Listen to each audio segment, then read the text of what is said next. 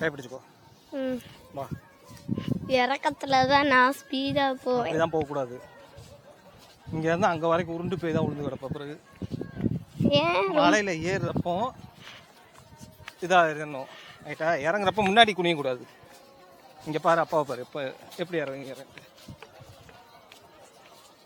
இங்கிட்டு வா. அவங்கதான் போயிட்டாங்க. ஏன் ஃபாஸ்டா போன? ரொம்ப இறக்கமா இருக்குமோ ஃபாஸ்டா போக கூடாதா? அப்படியே இங்கிட்டு பாரு. மெதுவா அப்படியே திரும்புடா. மெதுவா திரும்புடா. அப்படியே அங்க வரைக்கும் பாரு.